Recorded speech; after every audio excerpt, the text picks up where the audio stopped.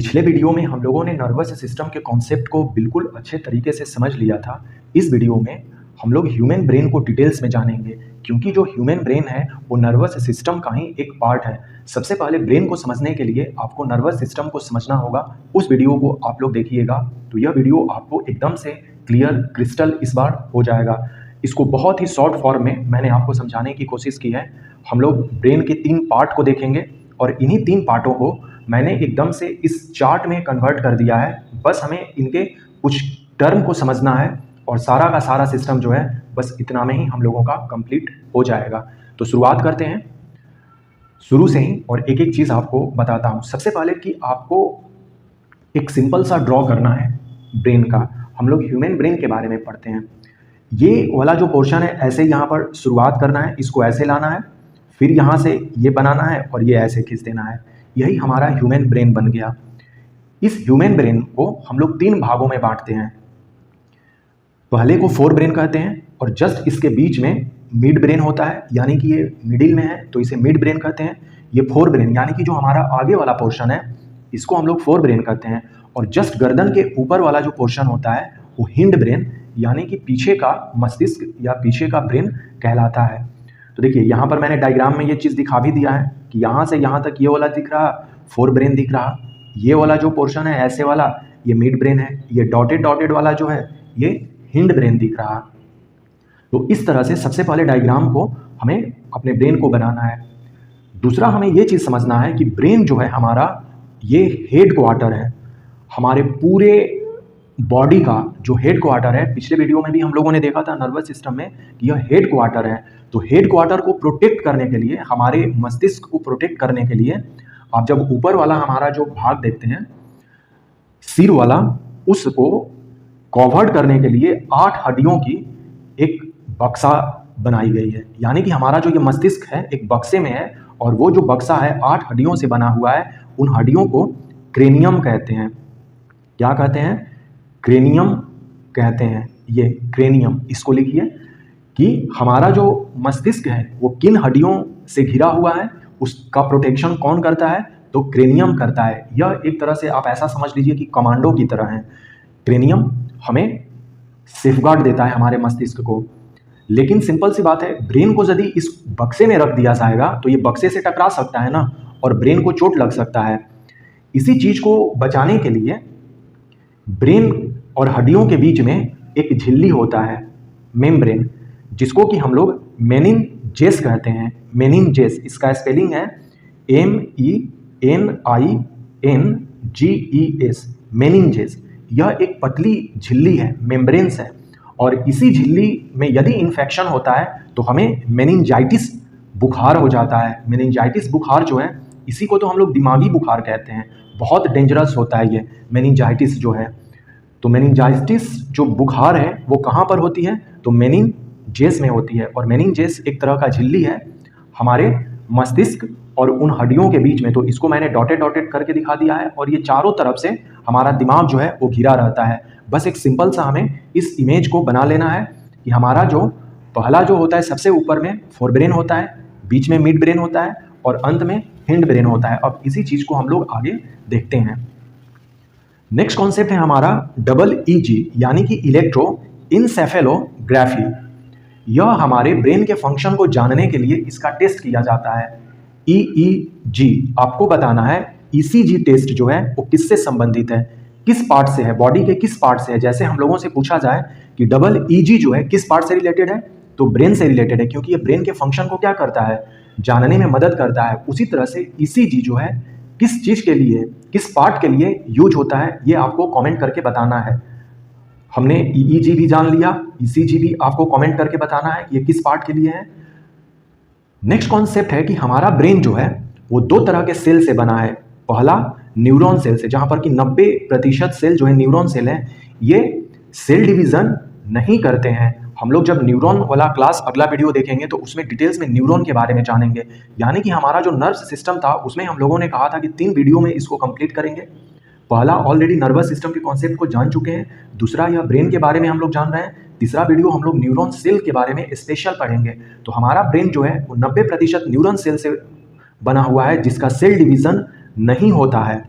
लेकिन 10% जो सेल है वो गिलियल सेल से बना हुआ है। इसका स्पेलिंग है GLIAL, गिलियल सेल।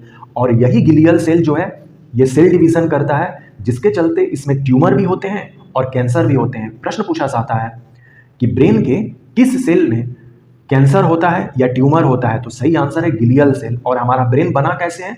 न्यूरॉन से और गिलियल सेल से बना हुआ है। अब क्लियर हो गया, मैंने नर्वस सिस्टम वाले में बताया था। अब जो है वीडियो का सबसे अहम पार्ट, जिससे कि मोस्ट ऑफ जो क्वेश्चन है यहीं से बनते हैं। हमने अपने ब्रेन को 3 भागों में बांट दिया। फोर ब्रेन जो पूरे ब्रेन का लगभग 80% भाग है। उसके बाद सेकेंड नंबर पर हिंड ब्रेन आता है और सबसे छोटा मिड ब्रेन है। हम लोगों को यहाँ पर दिख भी रहा है, मैंने इमेज में भी इसी तरह से ड्रॉ किया है। सबसे बड़ा 80% ये, रेस्ट मान लीजिए कि 15% ये और 5% मिड ब्रेन। इस तरह से इसका कॉम्बिनेशन हम लोग देख सकते हैं। अब एक एक चीज को समझते हैं। मिड जो फोर ब्रेन है, मिड ब्रेन बाद में हम लोग देखते हैं। फोर ब्रेन जो है यह 3 चीजों से बना हुआ है।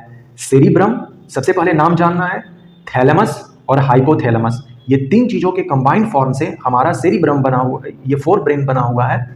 इसको आपको जैसे का तैसे कॉपी पर लिखना है, जिससे कि एकदम से आपका फाइनल नोट्स ही बन जाए। देखिए, अब जैसे कि हमसे पूछा जाए कि ह्यूमन ब्रेन में सबसे बड़ा जो एक तरह से देखा जाए कि कंपोनेंट जो है वो सेरिब्रम है, जो कि फोर ब्रेन में होता है। लगभग यह 70% के आसपास जो है वो सेरिब्रम होता है। तो यह बहुत ज़्यादा पार्ट रखता है। 2/3 पार्ट जो है वो सेरिब्रम का ही है। तो फोर ब्रेन में भी जो सबसे ज़्यादा, जिसका मतलब कि भाग है, वो सेरिब्रम का है। ये भी हमें ध्यान में रखना है। मस्तिष्क के 3 भाग में तो फोर ब्रेन सबसे ज़्यादा है। फोर ब्रेन में भी जो सबसे ज़्यादा है वो सेरिब्रम का है। सेरिब्रम करता क्या है? यह हमारे नॉलेज, हमारे मेमोरी, हमारे थिंकिंग, हमारे विल पावर को ये विकसित करता है। यानी कि जितना हमारा सेरिब्रम विकसित होगा उतना हम लोग बीपीएससी या कोई भी एग्जाम या कोई भी काम करने में जल्दी करेंगे।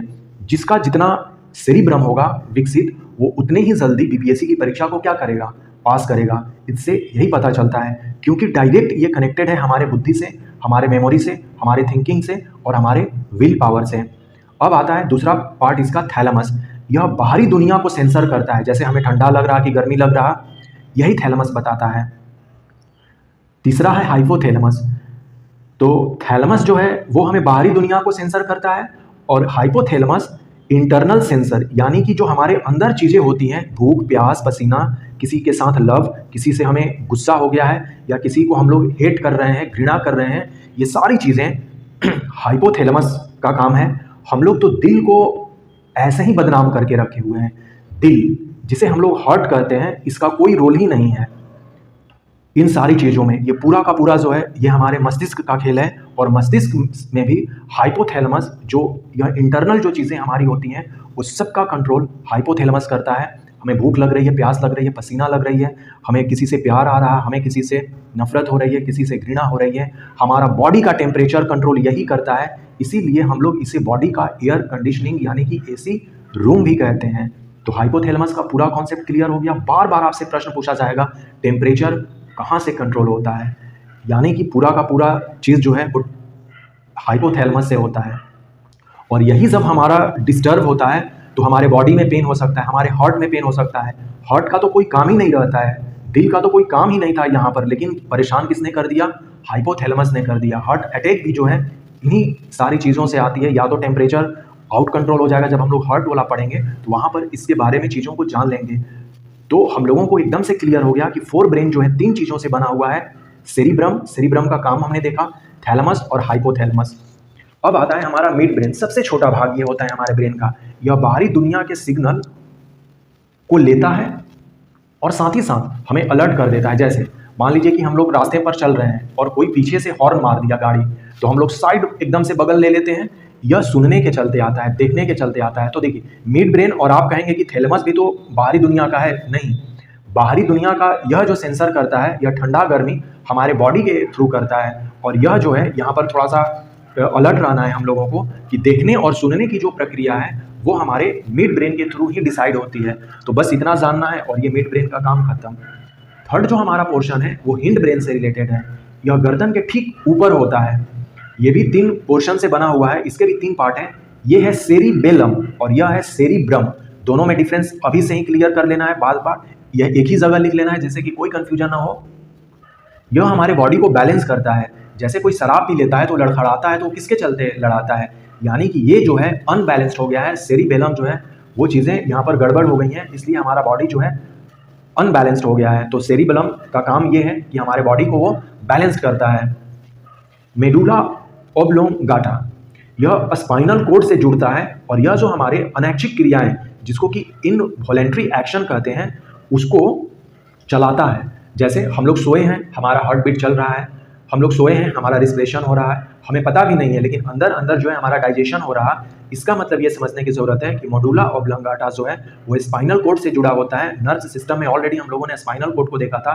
यह हमारे अनैच्छिक क्रियाओं को चलाता है। जो ये सारी क्रियाएं हैं हमारी अनैच्छिक क्रियाएं हैं, और जस्ट यह गर्दन के ऊपर होता है, क्योंकि पूरा का पूरा जो है हिंड ब्रेन जो है वो गर्दन के ऊपर होता है। तो गर्दन के ऊपर यदि चोट लगता है, कोई मारता है हमें, तो मेडुला पर लगती है, तो बहुत डेंजर हो सकता है, किसी भी व्यक्ति की मौत भी हो सकती है। इसीलिए बच्चों को हो या किसी को भी हमें उसके पीछे गर्दन के ऊपर नहीं मारना चाहिए। लेकिन हम लोग जानते हैं कि हम सब लोग सबको वहीं पर पीटते हैं, बच्चों को पिटाई वहीं पर करते हैं, जबकि नहीं करना चाहिए हमें।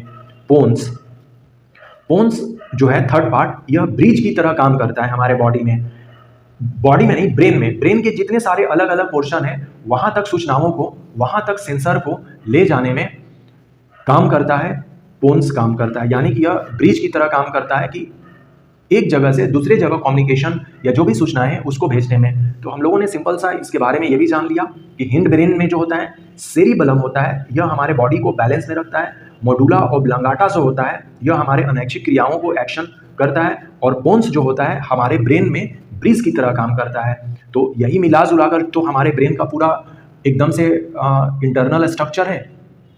अब हमें क्लियर हो गया कि ह्यूमन ब्रेन में हम लोगों को क्या क्या करना है। बहुत ही आसान है, ये सिंपल सा एक डायग्राम ड्रॉ करना है। इसलिए करना है कि आपको क्रेनियम और मेनिंजाइस जो है ये समझ में आ जाए कि क्रेनियम 8 हड्डी है और मेनिंजेस जो है यह पतली मेम्ब्रेन्स है जो कि हमारे मस्तिष्क को सेफ रखती है। ईईजी हम लोगों ने देख लिया, ब्रेन बना कैसे है, तीसरा कॉन्सेप्ट देख लिया। और चौथा जो कॉन्सेप्ट है, ब्रेन के 3 भाग जो हैं वो कौन कौन से, तीनों भाग के जो इसके अपने कॉम्पोनेंट्स हैं उन सब के बारे में हम लोगों ने जान लिया। आप लोग कमेंट करके बताइए कि आपको इस वीडियो में कौन सा पोर्शन जो है एकदम से क्लियर हो गया है। क्या आपने ह्यूमन ब्रेन को फाइनल कर लिया अपने नोट में? मिलते हैं फिर नेक्स्ट अगले वीडियोस में। 72nd बीपीएससी के लिए आप लोग इंटीग्रेटेड सिस्टम के साथ जुड़ सकते हैं। आप लोग टेलीग्राम ग्रुप ज्वाइन कर लीजिए, वहां पर मैसेज कीजिए। यहाँ पर इस बार 72nd बीपीएससी को फाइनल करने के लिए आपको इस प्रोग्राम से जुड़ना चाहिए, आपको बहुत मदद मिलेगा। मिलते हैं फिर नेक्स्ट अगले वीडियोज में। So thanks and take care.